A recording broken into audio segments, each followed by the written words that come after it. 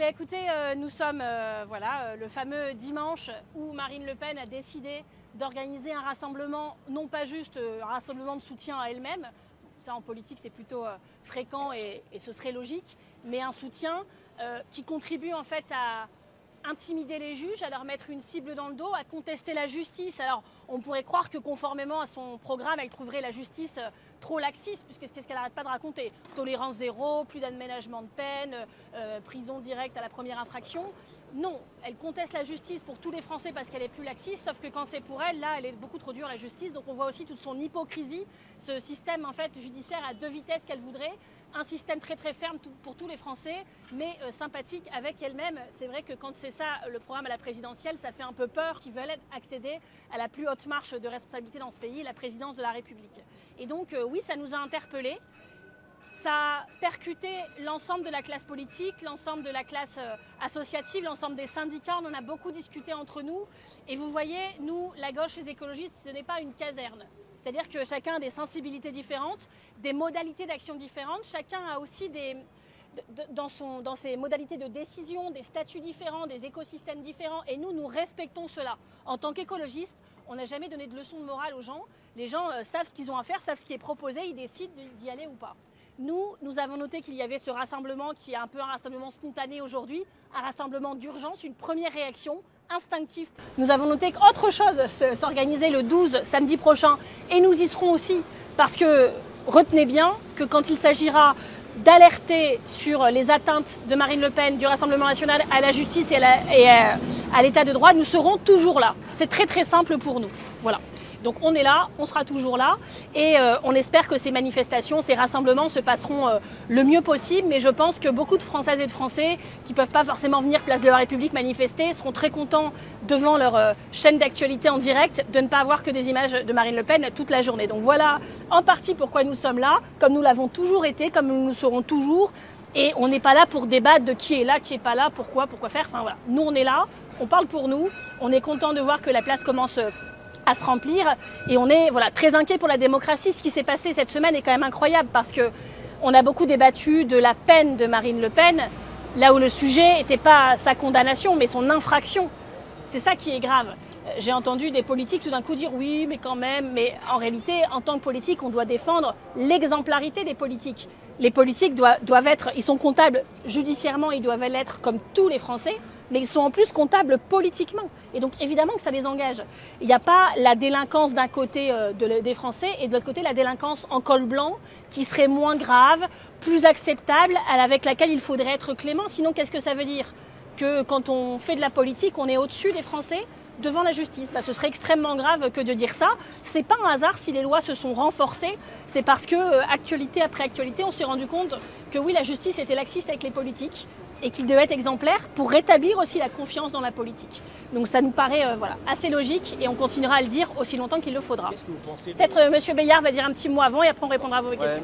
Juste très rapidement d'abord, merci Marine. Juste quelques mots d'abord pour vous dire que comme beaucoup, et notamment en tant qu'élu et élu parisien, j'ai été profondément choqué par ce qui s'est passé cette semaine et surtout par ce qui a été dit, les mots qui ont été prononcés et cette volonté de Marine Le Pen, du Rassemblement national, effectivement de nous faire croire qu'il y avait une forme d'injustice à ce jugement. Or, ce que je crois et ce que je pense, et c'est la raison pour laquelle moi je suis ici et je suis là aujourd'hui et je serai là pour les prochaines dates avec les autres élus écologistes, c'est une atteinte extrêmement grave aux institutions de la République.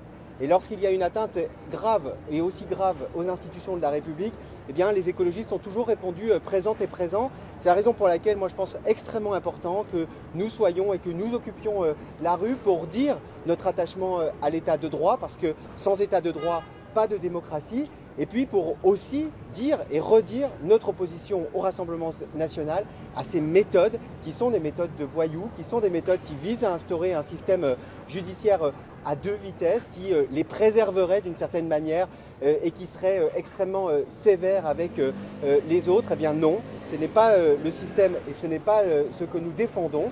Nous défendons une République qui est une République exemplaire, assise sur des valeurs, et la première de ces valeurs, c'est l'état de droit. Qu'est-ce que vous pensez de l'absence des socialistes et des communistes? Je viens de gagner 10 € parce que j'étais sûre que ce serait la première question, donc merci. Ils ont le droit de ne pas être là. Enfin, les organisations, elles appellent ou elles n'appellent pas à voter voilà, selon les débats en interne qu'ils ont, et donc ça, c'est leur choix.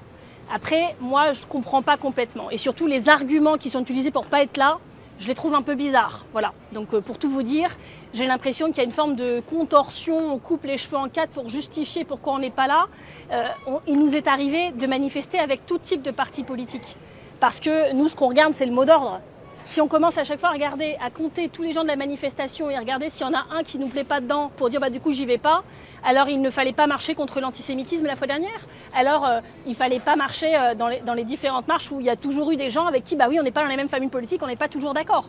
Donc si on est dans une gauche nombriliste qui passe son temps à se regarder le nombril pour dire ah lui est différent de moi, ah lui aussi donc je reste chez moi, on s'en sort pas. Moi le pari que je fais aujourd'hui, c'est que les militants socialistes qui avaient envie de venir seront là. C'est une manifestation ouverte, voilà. Je pense qu'ils sont un peu prisonniers de leur congrès en ce moment. Je le comprends, voilà. Moi, je ne suis pas là pour porter des jugements. Mais c'est vrai que le motif de dire, si on manifeste aujourd'hui contre le Rassemblement national ou pour l'état de droit, on donne l'impression de politiser la justice. Non, pas du tout. Moi, je pense que c'est d'un seul homme. Comme à chaque fois que la République a été attaquée dans ce pays, et où d'instinct, les Parisiens, les Franciliens sont venus place de la République pour défendre la République. Voilà, la République, c'est nous. Marine Le Pen a reçu le soutien de Donald Trump. L'image à l'international d'une justice qui écarterait l'une des favorites à la présidentielle, qu'est-ce que vous répondez à cet argument? C'est quand même pas de notre faute si la seule famille politique qui marche sur les lois a son propre faux-fils, c'est toujours l'extrême droite. Enfin, excusez-moi. Ça ne va pas en plus être de notre faute et on ne va pas devoir s'expliquer de ça. La justice fonctionne bien. Donc quand il y a un parti qui détourne 4,1 millions d'euros, oui, ça ne se fait pas impunément. Je ne vois pas pourquoi on devrait être ultra sévère envers des jeunes qui volent une canette de coca, comme c'est ce qui a été demandé par ce même parti. Mais quand c'est 4,1 millions au Parlement européen, là, on s'en laverait les mains. C'est extrêmement choquant. Et je vais vous dire, cette petite amicale fasciste qui est en train de s'organiser au niveau international en se prétendant intouchable et au-dessus de tout, je pense, va un jour tomber de haut et de très haut. Parce que personne n'est au-dessus des lois, c'est le dernier rempart. C'est pour ça que nous, on est là pour le protéger aujourd'hui. Le système judiciaire et nos institutions. Est-ce que selon vous, la mobilisation aujourd'hui du RN a un parfum de trumpisme avec une pression qui est faite contre les institutions, en particulier contre la justice?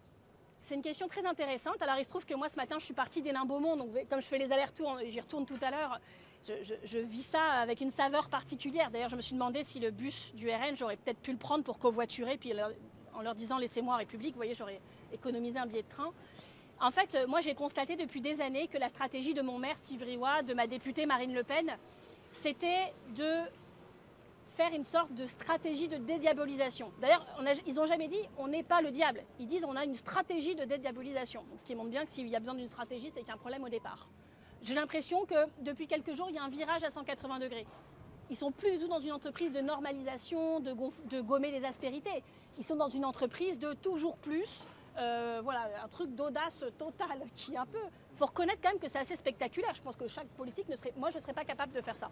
De dire pas du tout, j'ai rien fait jusqu'au bout. Enfin, je trouve ça incroyable d'être capable même de faire ça. Alors, est-ce que c'est parce qu'ils changent de stratégie, parce qu'ils n'ont plus le choix? Moi, je pense aussi qu'ils se rendent compte que dans le monde a changé.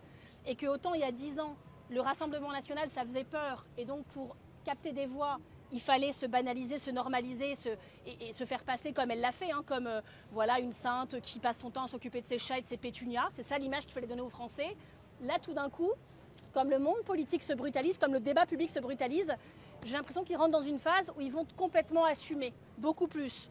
Mais vous voyez, ce sont les mêmes. C'est juste qu'avant, ils avaient enfilé leur masque souriant. Moi, mon maire, il faut qu'il se fasse passer pour un gendre idéal. Voilà, Hénin-Beaumont, c'est le Disneyland du Rassemblement national. Là, acculés, un peu dos au mur, ils choisissent d'y aller à fond et de prendre vraiment comme modèle, vous avez raison, Donald Trump. Ça ne doit pas nous rassurer du tout. Voilà. Bon courage. Merci beaucoup. Merci.